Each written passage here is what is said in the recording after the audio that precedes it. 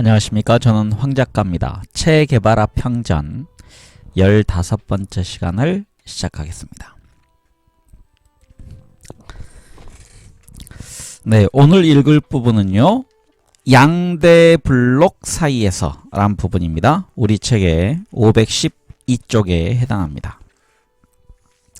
일반적으로 세계의 양대 블록은 미국과 소련, 지금은 러시아로 바뀐을 얘기하지만 여기서는 그걸 의미하는지 아니면 소련과 중국을 의미하는지 한번 보도록 하겠습니다. 역시 미국과 소련이네요. 케네디와 후르시초프 간의 힘겨루기가 시작되었다. 물론 동구의 K는 입 밖으로 내지는 않았지만 이 싸움을 한마디로 요약하면 미국 너희가 터키에 깔아놓은 미사일을 거두면 나도 쿠바에서 미사일을 거두겠다는 것이었다. 케네디는 코앞에 있는 이웃이 내민 도전장의 내막을 더 자세히 알아보기로 했다. 코숑만에서 한 차례 수모를 당하고 비엔나 정상회담에서도 별 성과를 얻지 못한 그로서는 양키의 독수리가 또 한 번 고개를 떨어뜨리는 일만은 피하고 싶었다. 워싱턴에 가해지는 반미 분위기가 워싱턴으로서는 여간 성가신 게 아니었다. 따라서 세계의 분위기가 그렇다면 백악관은 잔뜩 신경을 곤두세우지 않을 수 없었다. 게다가 국방성을 자기네 86분의 1에 불과한 모기만한 다시 읽겠습니다. 게다가 국방성은 자기네의 86분의 1에 불과한 모기만한 섬나라가 다시금 바늘을 갈고 있는 꼴을 수수방관할 수는 없었다. 10월 22일 케네디는 미국 기자들 앞에서 위기 상황임을 정식 선포하였다. 제2차 세계대전 이후 최악의 상황이 될지도 모를 이 심각한 상황의 추이를 전 세계는 넋을 잃고 지켜보고 있었다. 바야흐로 단수 높은 도박이 벌어진 것이다. 케네디가 의도한 것은 상대방이 허세를 부려 냉전이라는 상황이 더욱 명료해지는 것이었다. 결국 문제는 어떤 식으로 응수할 것인가였다. 블록을 쌓거나 폭격으로, 아니면 오히려 관타나모 기지를 포기하고 모스크바로 향해 있던 미사일을 터키와 이탈리아에서 철수할까? 일단 케네디는 전 세계가 등을 돌릴 게 뻔한 폭격이라는 해결책은 제쳐두기로 했다. 그리고 그는 봉쇄, 가로 열고 블록 대신 검역 내지는 격리라는 단어를 썼다. 10월 22일 월요일부터 28일 밤까지 그 엿새 동안 세계는 숨을 죽이고 두 진영에서 튀어나올지 모를 만약의 사태를 지켜보고 있었다. 소련은 미국이 비록 다른 표현으로 사태를 호도하고 있다 해도 이는 분명 쿠바의 주권을 유린하는 행위라는 점을 강조했다. 과연 다음날 소련 선박들이 조사를 받겠다고 할까? 미국은 초조히 기다렸다. 24일 오전 10시 30분 붉은 깃발을 꽂은 선박들이 멈추었다. 케네디가 이긴 것일까? 그러나 아직 속단하기는 일렀다. 후르시초프는 쿠바에서 미사일을 철수하는 조건으로 미국도 터키에서 주피터 미사일을 철수할 것을 요구했다. 그와 더불어 검역이 이루어진다 했을 때 우선적으로 쿠바를 공격하지 않겠다는 분명한 약속을 요구했다. 그리고 두 K들 사이의 거래가 그 지역에서 실제로 성사되기까지는 5개월의 시간이 더 걸렸다. 여기서 지금 K가 나오는데요. 지금 맨 앞에서 지금 동구의 K 그랬는데 케네디는 K인 걸 아실 겁니다. 하지만 후르시초프도 맨 앞에 스펠링이 K로 시작합니다. KHRU, SH, CHYOU, YOV 이렇게 돼 있기 때문에 지금 두 K란 얘기는 미국의 케네디와 소련의 후르시초프를 얘기하는 겁니다. 사실 쿠바 사태가 그렇게 진행되었던 것은 또 다른 힘겨루기가 벌어지고 있던 베를린 덕택이었다는 해석도 무리가 아니다. 후르시초프는 자기네 장벽 안에 미사일을 배치해 두고 있었지만 핵무기 분야에서는 미국이 유리한 고지를 점유하고 있다는 점을 알고 있었다. 독일에 그러한 무력을 배치켜 놓고 놓은 배경도 확실했다. 그는 힘의 균형을 유지하고 싶어 했다. 그 즈음 상황은 반대편 진영에 핵무기가 없다면 우리는 쿠바로부터 미사일을 철수하는 일을 고려해 볼 것이다 라는 그의 발언으로 요약된다.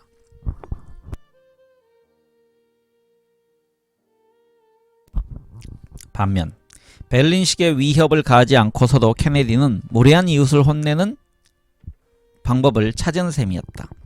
그 사태 이후 쿠바는 전 세계적인 재앙을 몰고 올지 모를 가장 위험한 뇌관으로 떠올랐다. 그러나 누구도 그 문제에 대한 쿠바의 입장을 묻는 이는 없었다. 카스트로는 전 세계가 불안한 눈길로 그 섬을 주시하고 있었던 그 일주일 동안 그저 초조함을 억누르고 있을 수밖에 없었다.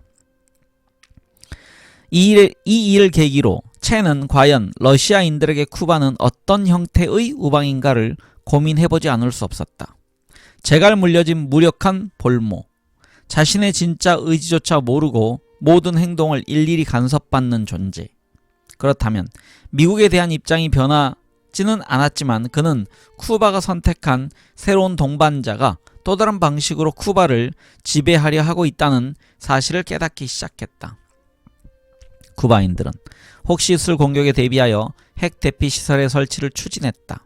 그렇다고 경제를 내버려 둘 수도 없었다. 사탕수수 생산을 증대시킬 수 있는 새로운 방안을 찾는 것만이 유일하게 선택할 수 있는 대처 방안이었다. 체는 채플린 극장에서 폐막된 사탕수수 산업 노동자 회의에서 당면한 위기 상황에 대해 이야기했다. 1963년도는 현장 노동력의 부족으로 인하여 기대한 만큼의 수확을 얻기 힘들 것입니다. 그에 앞서 3월 체는 농업을 희생하면서까지 지나치게 공업화를 추진한 것이 잘못이었음을 암묵적으로 인정한 적이 있었다. 그는 프랑스 언론인인 장 다니엘에게 이렇게 토로했다. 우리의 어려움은 결국 우리가 저지른 오류의 결과입니다. 그리고 이 오류가 한두 가지가 아니라는 것입니다. 그중 가장 어리석었던 것이 바로 사탕수수 산업을 발전시키지 못한 것이지요. 1963년 1월 그는 모론 지방에 있는 시로레돈도 중앙농장을 방문하겠다고 발표해서 평지풍파를 일으켰다. 사진사인 꼬르다를 대동하고 나선 체는 감회에 젖은 표정으로 옷자락 끝에 달라붙은 한 무리의 아이들과 함께 사탕수수 밭을 성큼성큼 거닐었다. 그리고 늘 하던 대로 모든 이들이 공평하게 식사를 대접받아야 한다고 우겼다. 2월 4일 노력봉사 첫날 그는 온전히 쿠바 기술진에 의해 개발된 사탕수수 절삭기를 운전했다. 그날 아침 그는 동이 트기도 전에 일터로 나갔다. 그 덕분에 체는 일꾼들이 일어날 때까지 한참 동안을 기다려야 했다. 어느 누구도 멈추게 할 수 없었어요. 에르네스토가 벌목꾼들이라고 부르던 인물 중 하나인 후안 히메네스는 당시의 분위기를 이렇게 회상한다. 한 번은 사람들이 밭에 불을 지르고 있는데 대장은 현장에서 그 기계가 어떤 반응을 보일지 알아보겠다며 불타고 있는 사탕수수를 베러 가겠다고 우기는 겁니다. 그 곁에 일하고 있던 우리들은 그를 말리려 했어요.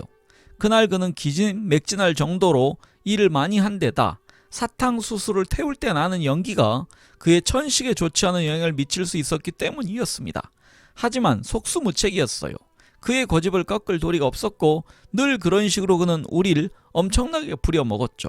그리고 다른 그룹들과 함께 그는 종종 새벽까지 일을 하곤 했습니다.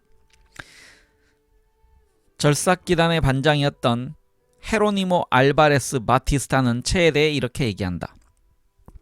누군가가 그 기계의 12시간 동안의 생산성이 어느 정도인가를 물었던 적이 있었습니다. 그러자 체는 이렇게 대답했습니다. 난 무려 115톤하고도 한 대를 더 배웠다오. 여기서 한 대란 얘기는 파타, 사탕수수를 세는 단위이기도 하지만 다리라는 뜻도 있음이라고 되어 있습니다. 혁명신문은 그 이야기를 논평없이 보도했고요. 체는 신문에 나타난 숫자를 보더니 요란한 웃음을 터뜨렸습니다. 뒤에 붙은 한 대는 농담이었거든요. 제가 운전한 기계의 칼날 때문에 호송대 대장의 다리가 가볍게 상처를 입은 것을 두고 한 말이었답니다. 여기에 그 언어 유희가 있었다는 얘기입니다. 그 사탕수수를 세는 단위이기도 하고 신체의 다리, 이걸 배웠다, 이런 내용이 있었습니다. 채는 농민들의 순수한 열기에 탐복하여 비록 그 자신이 책임자로 있기는 하지만 신라라의 관료들의 태도를 비판하고 나섰다. 나중에 이때를 떠올리며 그는 이렇게 썼다. 혁명의 초심자들로서 정부를 운영하는 초기 단계에서는 게릴라 활동에서 비롯된 전술들이 깊숙이 영향을 미치고 있는 상태였다. 게릴라 출신의 행정가들은 특히 사회의 복잡한 조직에 대해 고민을 많이 했으며 끊임없이 반복되는 질서와 무질서에 직면해야 했다. 여러 갈래의 법 해석들은 상충되는 경우가 많아 각 기관들 틈에서 그 법의 적절한 시행령을 규정하다 보니 정작 집행의 중심기구를 무시하는 일이 빈번했다. 그 해결책으로 우리는 사회주의 공화국 건설 초기 단계의 성격을 결정해줄 힘 있는 행정기구를 조직하려는 작업을 시작했다. 그러나 그 편찰한 것이 너무 심하였던 까닭에 산업부 안에서라도 관리들의 지나친 개입에 제동을 걸면서 산하기구들의 중앙집중화 정책을 시작하기로 하였다. 1963년 6월 초 채는 다시 해외 순방에 나섰다. 맨 먼저 들른 체코슬로바키아에서 그는 수상인 윌리엄 시로키의 영접을 받았다. 3일 그는 알제리 독립 1주년 기념행사에 참석하여 벤 벨라를 만났다. 그리고 카빌리, 오란, 콘스탄틴, 베스크라, 시디 벨 아베스 등을 방문했다. 시디 벨 아베스입니다. 24일 그는 쿠바로 귀환했다. 8월 1일 몽카다 공격 10주년을 경축하기 위해 쿠바를 방문한 중국 사절단에 50여 명의 미국인 청년들이 섞여왔다. 그들은 끊임없는 질문을 퍼부어댄다. 채는 다른 세계에서 온 청년들과 대화를 나누는 일에 무척이나 들떠 있는 듯 보였다. 그는 이 기회를 놓치지 않고 혁명에 대한 자신의 신념을 다시 한번 강조했다. 해방전쟁은 집단의식을 고취시키는 촉매 역할을 합니다. 모든 저개발국에는 누구보다도 혜택을 받지 못한 계급이 존재합니다. 그들의 대부분은 공장 노동자들보다는 땅을 갈고 있는 농업 노동자 계층입니다. 그리고 그들이야말로 혁명의 최고 발효제입니다. 전형적인 자발적 노동절인 일요일 아침 6시 생화학 학술회의에 참석하기 위해서 아바나에 들른 알베르토 그라나도는 산업부 관저 앞에 서 있었다. 채와 알레이다가 트럭 옆에 서 있었고 채는 초조한 듯 시계를 보고 있었다. 마침내 한 무리의 산업부 직원들을 태운 차량 석 대가 나타났다. 알베르토는 입가에 미소를 띠며 그 장면을 회상했다. 채는 그들을 불러 세웠습니다. 차관들이 뽑은 사람들과 운전기사들이 이제야 나타나는구먼. 자, 어서들 트럭에 올라탑시다. 그리 달가워하지 않는 고위공무원들과 오히려 고소해야 하는 운전사들과 우리 세 사람, 곧 에르네스토, 알레이다 그리고 나는 마탄자스 거리를 달려 똘레도 농장으로 우리 키를 훌쩍 뛰어넘는 사탕수수를 베러 갔습니다. 9월 채는 쿠바에서 열린 체스 대회에 참가했다. 이 대회에는 소련의 체스 챔피언인 빅토르 코르노이가 참가했다. 채는 11살 때 아버지로부터 체스를 배운 후 체스라면 사족을 못 쓸 정도로 열광했다. 그의 서재에는 이 분야의 책들이 좋기 500권이 넘게 갖추어져 있다. 아르헨티나에 있을 때 그는 체스의 명인 미겔 나우도르프와 대결한 적도 있었다. 1962년 쿠바에서 체스 선수권 대회를 주관한 그는 카파블랑카인 메모리암에서 체스에 대한 확신을 피력했다.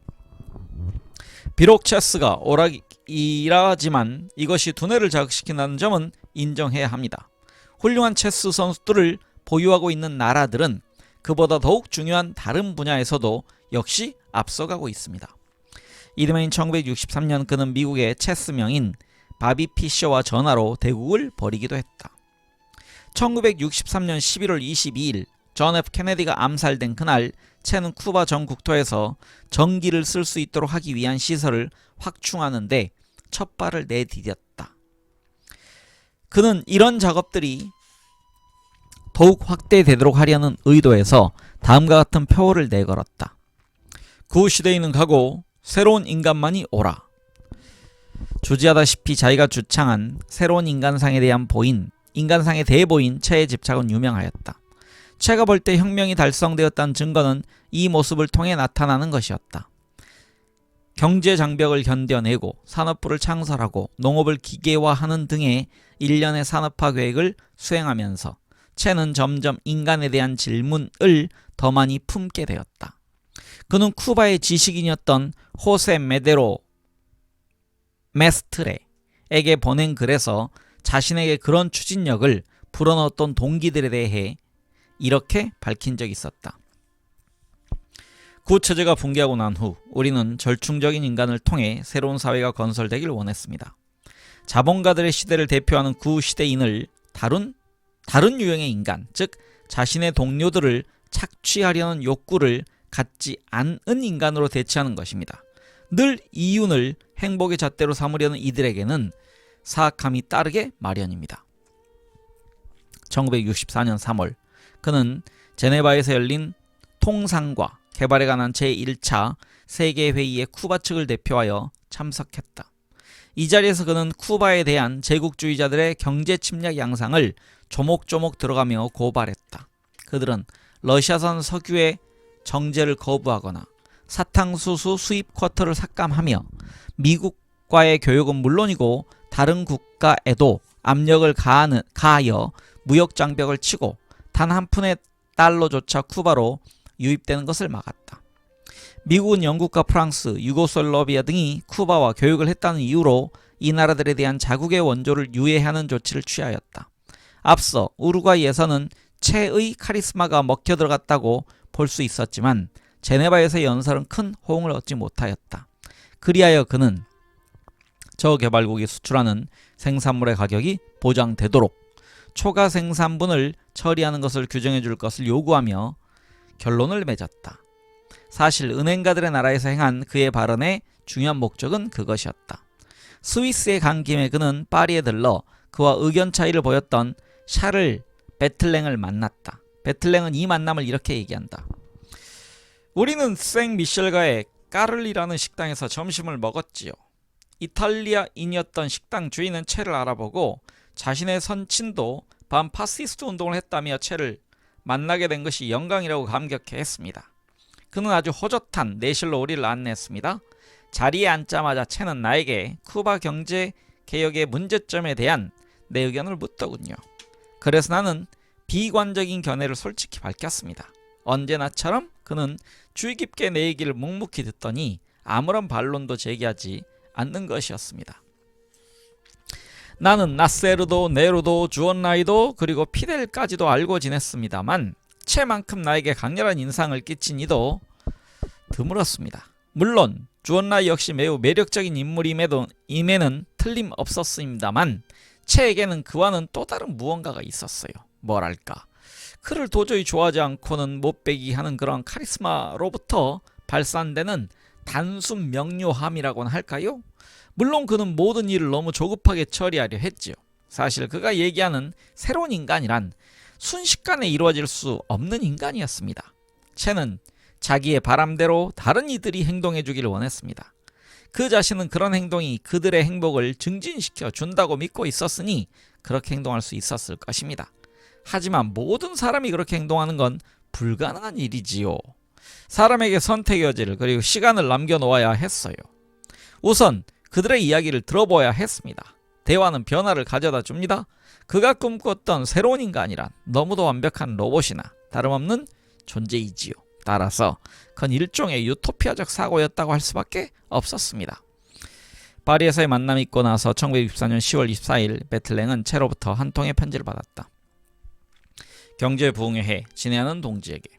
당신이 보낸 편지와 더불어 내가 요청했던 잡지들도 잘 받아보았습니다. 나는 우리의 입장 차이에 대해 언제 다시 만나 당신과 토론해보고 싶은 마음이 간절합니다.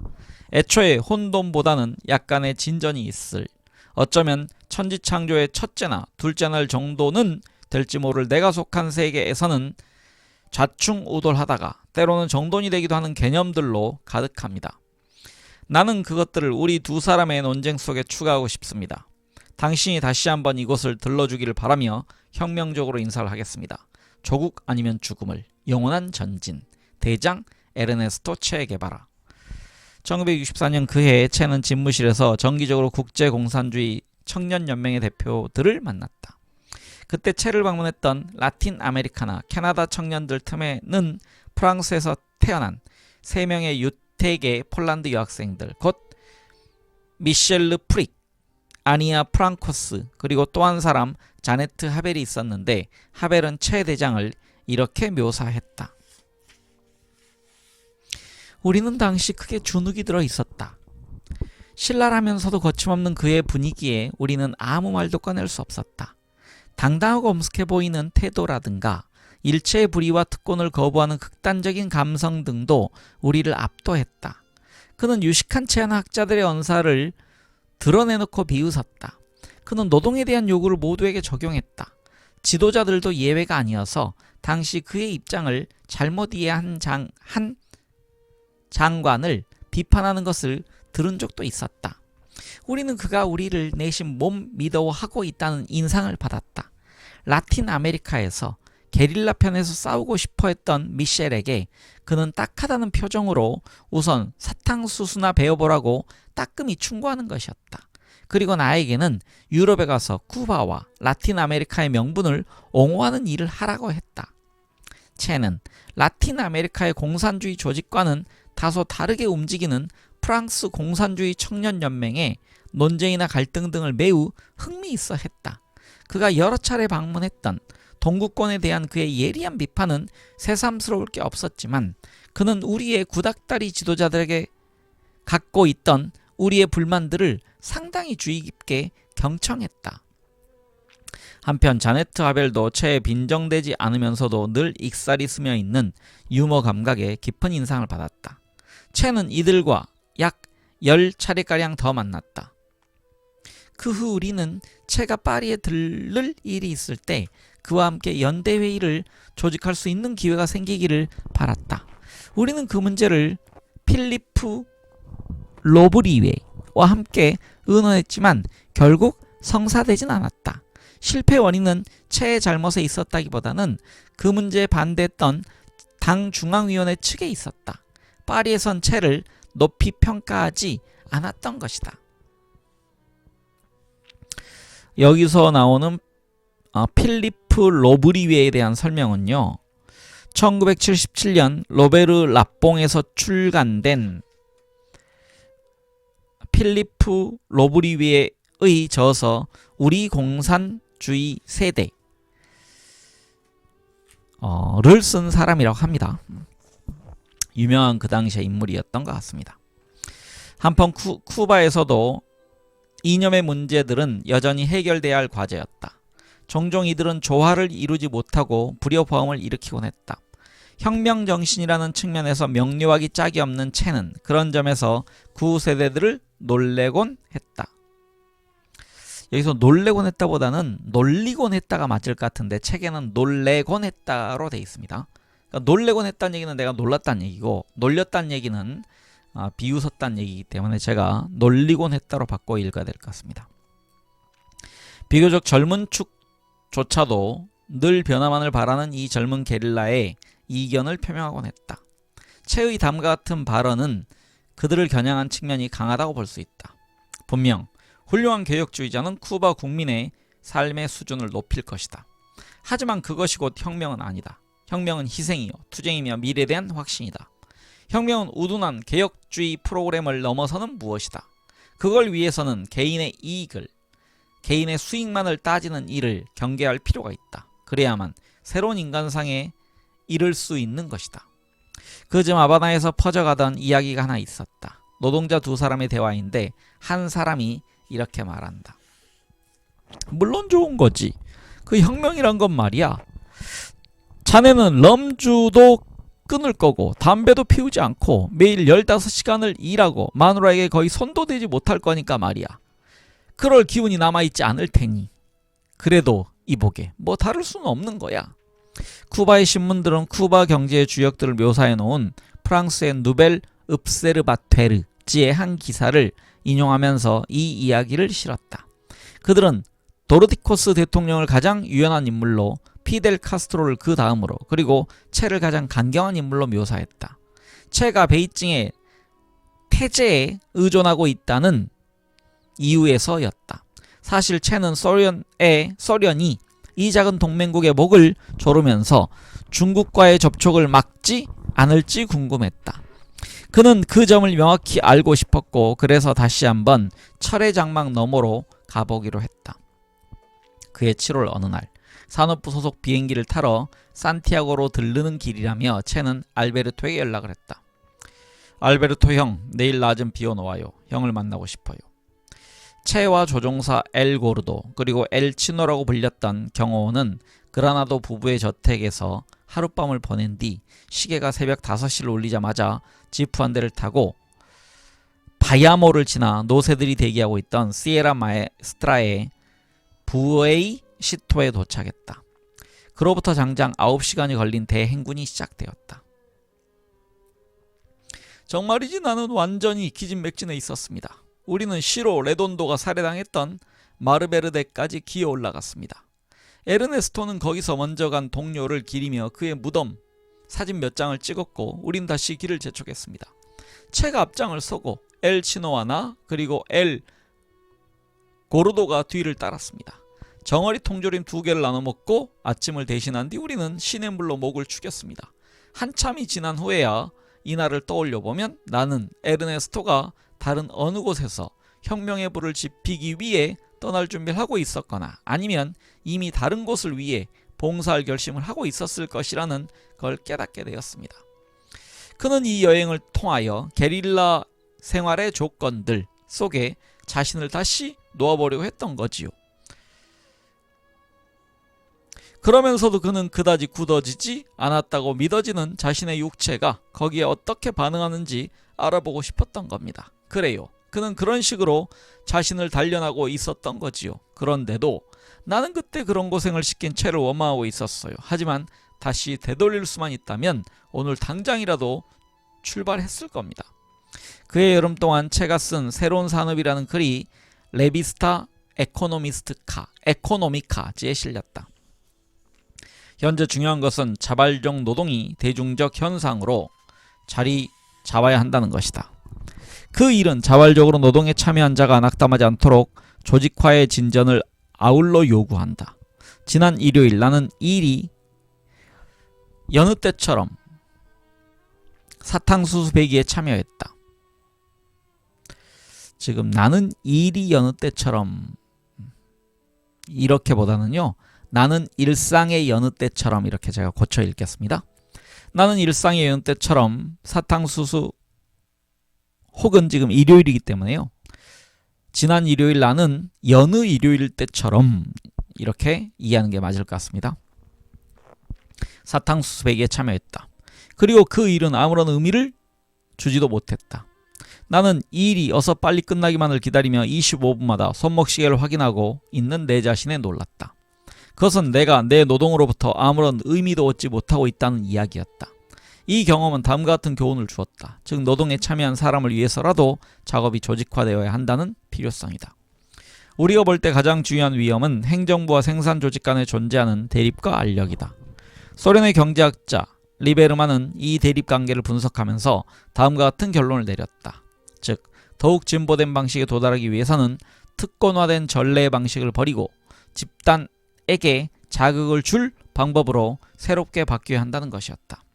여기에는 한 가지 명확하게 규정되어야 할 점은 다시 읽겠습니다. 여기에서 한 가지 명확하게 규정되어야 할 점은 우리는 물질적 자극이라는 목표의 필요성을 부인하지는 않으나 그것을 중심축으로 삼는 것만은 경계해야 한다는 점이다.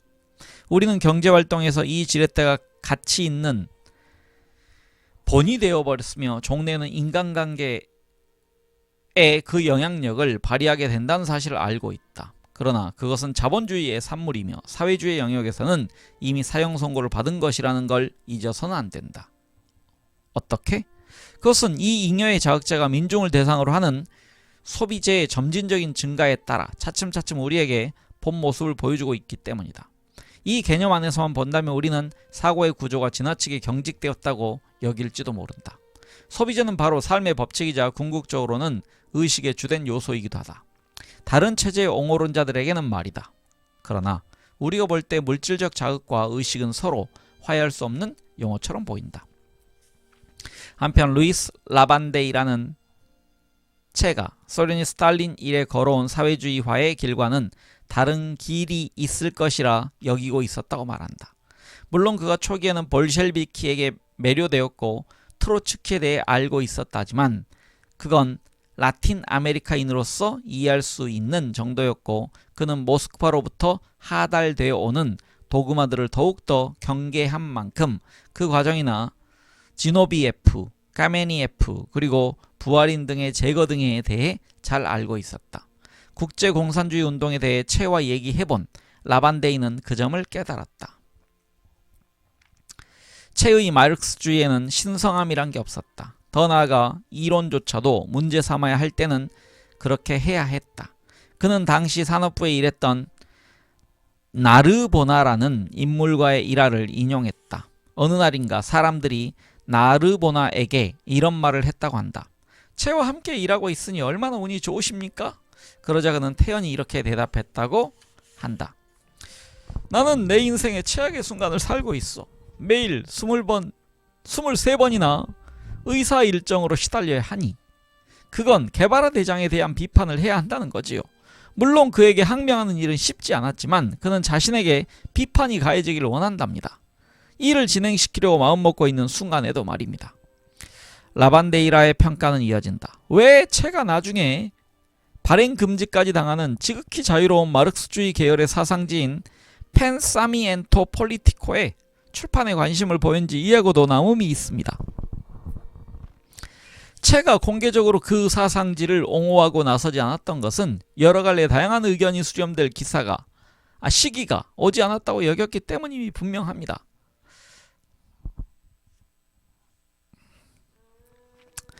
게다가 원로 정당인 사회당의 비중이 여전히 막강했으므로 공개적인 이론 논쟁을 벌이는 건 쉽지 않았으리라. 피델은 특히 그 부분에 민감한 반응을 보였습니다. 그럼에도 피델의 실용주의 덕택에 혁명은 차츰 성과를 얻어가고 있었지요. 대부분의 사람들이 마르크스주의를 발견하면 이어 레닌을 따르게 되는데 비해 체는 마르크스주의에 관한 고찰이라는 점에서는 지나치게 앞서가지 않았나 싶습니다. 그리고 이 당연한 수순이 이른바 홍역현상이라고 부르는 단계를 쿠바도 피할 수 없게 한 것이라 믿습니다. 요컨대 특정한 장소, 즉 미국으로부터 일상적인 공격의 위험에 놓인 장소를 고려하지 않고 원칙적인 혁명 이론이라는 문제를 제기하는 것은 상황을 참작해보건대 아마 파리의 지식인들이 범했던 오류와 같은 차원의 것이었으리라고 여겨집니다. 그래서 체는 정치적 혁명의 일정 안에서 민중의 역할, 즉 민주주의의 실행에서 민중의 참여를 고려하지 않는 고찰을 지향하였던 것입니다. 체는 행정부 각 기관의 대표들은 늘 배제되어야 한다는 생각을 견지했던 장자크 루소처럼 직접적인 민주주의에 관심이 있었습니다. 한 법안이 결정되기 위해서는 민중의 표결이 있어야 한다는, 체는 앵무새처럼 지침서에 적혀있는 말만을 되풀이할 게 아니라 각자 자신의 머리로 생각하라고 요구했습니다. 역설적으로 말한다면 체는 멘데스 프랑스의 생각과 거리가 다르지 않았다. 인간은 정치적 삶에 참여할 권리를 갖고 있다. 어쩌면 정치는 모든 이들의 행위로 구성된 특권화된 결정체, 즉 고귀한 행위일지도 모른다. 분명한 건 체가 모든 이들이 자신의 의사를 표시하는 일을 권장했다는 사실이다. 10월 28일 까밀로 시엠푸에고스 실종 5년째가 되던 그날 체는 자신을 죄 많은 우리들의 반열에 넣는 고백을 했다. 나에게 까밀로는 아직도 죽은 사람이 아니며 그의 행동 하나하나가 영향을 주고 있다. 그의 혁명적 행동은 우리가 저지르고 있는 혁명의 오류와 연약함을 수정해 줄 것이다. 11월 4일 체는 10월 혁명 47주년 기념축제 초청을 받아 세 번째로 모스크바행 비행기에 올랐다. 비록 하늘을 날고 있었지만 그의 머릿속에서 자신의 진정한 임무, 즉 지상에서의 투쟁, 게릴라로 되돌아가겠다는 생각이 들어차 있었다. 당장에 그는 소련인들에 대한 자신의 우려가 얼마만큼 정확한지 확인해보고 싶었다. 우리는 이 자들을 깊이 신뢰할 수 없다. 그들은 우리를 뒷전에 놓아두고 싶어한다. 브레이크를 다한 버스처럼 언제든지 멈출 수 있게 그들과 거리를 유지하는 편이 나아 보이는 것도 그 이유에서이다. 만약 지나치게 가깝게 접근했다가는 그들이 가하는 지극히 사소한 타격만으로도 우리는 큰 충격을 입을 수 있다. 러시아인이 베푸는 수해의 그늘에만 머물러 있지 않으면서도 미국에 가까워지지 않기 위해 채는 모스크바로부터 독자적으로 움직이는 국가들과 더불어 중립화된 블록을 형성하는 이 일이 최선이라는 판단을 했다. 피델 카스트로는 당장 크렘린과의 관계를 우선시하고 있었으며 무엇보다도 소련이라는 북극곰의 거대한 품 안에 있는 것이 썩 나쁘지만 않다는 사실도 무시할 수 없었지만 속임수를 싫어했고 소위 정치적 언사라는 것에 익숙치 못했던 채 자신으로서는 일체의 타협을 받아들일 수 없었다. 그에게 마르크스주의는 순수함 자체였다. 투명한 순수함, 투명한 진정성이었다. 따라서 동쪽의 큰형에게 전면적인 신뢰를 보내는 그런 관계는 그가 보기에 지나치게 탁한 부분이 많았다. 여기서 동쪽은요, 우리가 보기에는 서쪽이지만 쿠바 입장에선 동쪽이란 얘기입니다. 그러니까 우리랑 반대로 이렇게 러시아를 접근하기 때문에 12월 9일 채는 다시 해외 순방길에 올랐다. 유엔에서 쿠바 입장을 대변하기 위해 그러면서도 자기식으로 세계를 재편해 보겠다는 의지는 버리지 않은 채 뉴욕으로 향한 것이었다. 별이 달린 베레모와 가죽 재킷을 걸친 채 거대한 마천루 숲에 내린 그는 곧장 호텔방에 틀어박혀 언론의 반응을 읽으면서 11일로 예정된 연설을 위해 원고를 작성하는 데 몰두했다. 11일 앙드레 말로를 떠올리게 하는 비장한 말투로 그는 엉클샘의 자식들인 다시 읽겠습니다. 11일 앙드레 말로를 떠올리게 하는 비장한 말투로 그는 엉클샘의 자식들인 미국을 비난했다. 나는 카리브해의 각지에서 훈련을 받고 있는 용병들에 대한 사실을 폭로하고자 합니다. 그 한편에서 미국 정부가 개입되어 있다는 점은 신문지상에도 이미 다루어졌던 내용들입니다. 그러나 이 사실에 대해 정식으로 항의한 라틴 아메리카 국가는 없었습니다. 이 대목은 미국이 자신들의 머슴을 어떻게 다루고 있는지를 냉소적으로 보여주는 것입니다. 쿠바로 향한 방벽을 뻔히 보고 있으면서도 베네수엘라에서 일어난 양키들의 무력 시위에 대한 부인할 수 없는 증거들을 요구하지만 다시 읽겠습니다. 쿠바로 향한 방벽을 뻔히 보고 있으면서도 베네수엘라에서 일어난 양키들의 무력 시위에 대한 부인할 수 없는 증거들을 요구하기만 하는 소심한 미주기구 관계자들은 미국의 명백한 침략 행위에 침묵하고 있습니다.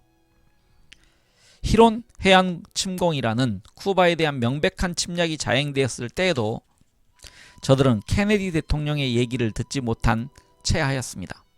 이런 사태는 우리의 혁명에 대한 적개심에 눈이 먼 그들 중 일부의 입김이 작용하였기 때문일 것입니다. 채는 이 기회에 소련이라는 거대한 곰의 등에 결정적인 검을 꽂는 걸 잊지 않았다. 우리는 사회주의를 건설하고 싶습니다. 우리는 비동맹 그룹의 일원임을 선포합니다. 우리는 마르크스주의자들이며 제국주의에 맞서 싸우는 비동맹주의자들이기 때문입니다. 우리는 평화를 원하며 우리 민중에게 보다 나은 삶을 제공해 주기를 원했습니다. 그런 이유로 우리는 양키들이 저지를 도발을 간과하기도 하였습니다만 그렇다고 우리가 그 정부의 거짓말을 모르는 건 아닙니다. 그들은 우리로 하여금 이 평화의 대가를 치르도록 할 작정인 것입니다. 그러나 우리는 그 대가가 존엄성의 울타리를 결코 넘지 못하려 한 것을 대답해 주겠습니다. 그는 아프리카에 대한 다시 읽겠습니다. 그는 남아프리카에 대해 신랄하게 지적하는 일도 빠뜨리지 않았다. 아파르트헤이트라는 야만적인 정책이 전 세계인들 앞에서 뻔히 행해지고 있습니다. 아프리카의 민중들은 여전히 한 인종이 다른 인종보다 우월하다는 생각을 강요받고 있으며 이 우월함의 이름으로 행해지는 살상행위를 감내하고 있습니다. 이런 안타까운 현실을 유엔은 어찌 방관하고 있을 수 있단 말입니까?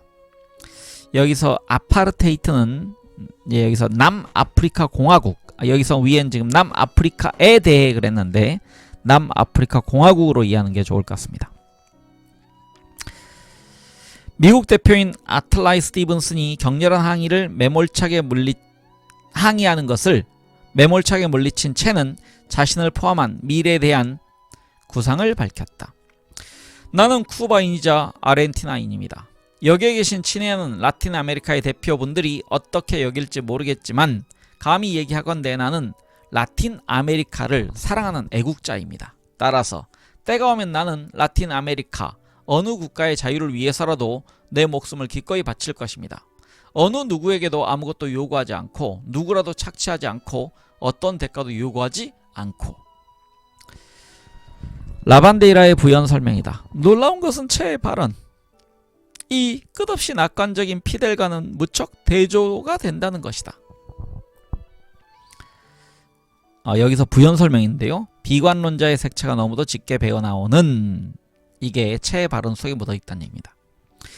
채는 전 세계에 대한 미국의 지배 야욕을 피압박자들이 저지하지 못할 때 발생할 사태를 심히 어둡게 내다보고 있었다. 채는 사회주의 진영의 열쇠를 깨닫고 있었다. 그것은 미약한 경제력뿐만이 아니었다. 소련과 동부 유럽 정권들의 부패를 그는 똑똑히 보고 있었다. 사실 소련은 붉은 군대 이외에 다른 어떤 힘도 갖고 있지 못했다. 쿠바 같은 약소국이라면 소련이 해줄 수 있는 경제지원 정도로 충분하겠지만 만일 브라질 같은 큰 나라를 해방시켜야 한다면 어림도 없는 일이었다. 그리고 사상의 순수성에서 볼 때도 소련은 지적으로나 문화적으로나 지난날의 광채를 점점 잃어가고 있다고 평가했다. 소련의 마르크스주의는 한때 번성했던 그 열린 체계를 포기한 지 오래였다. 그들의 사상은 경직되어 갔으며 모스크바의 늙은 정치가들에게 이끌려가고 있었다. 그런 점에라도 채는 고사 상태에 있는 혁명 사상에 또 다른 활기를 불어넣기 위해 라틴 아메리카에서의 봉기는 한시가 급하다고 생각했던 것이다. 따라서 볼리비아로의 출발은 이런 맥락에서 보아야지 오늘날에도 여전히 계속되고 있는 좁은 논쟁의 틀 속에서만 보아서는 안 된다고 생각한다.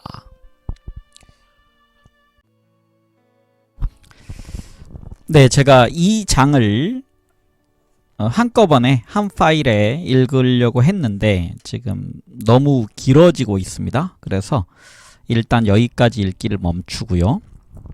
다음 시간에 이어서 읽어가도록 하겠습니다.